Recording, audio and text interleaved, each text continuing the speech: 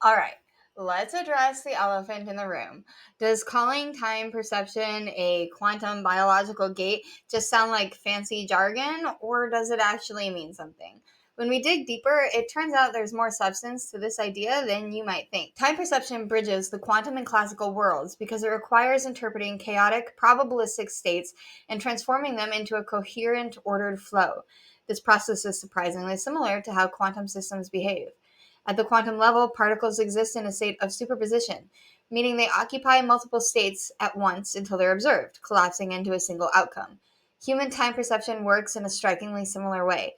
Our brains take a chaotic flood of sensory data, sight, sound, sensations, and collapse it into a singular linear experience of now.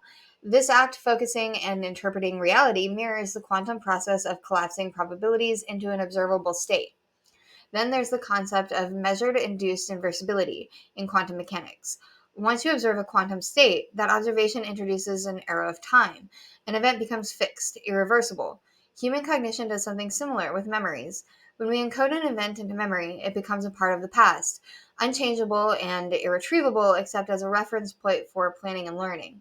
This irreversibility is what gives rise to our linear perception of time, the foundation for how we organize our lives and plan for the future.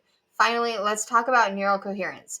The synchronization of neural activity in the brain may mirror quantum coherence, where seemingly independent events are unified into a single structured system.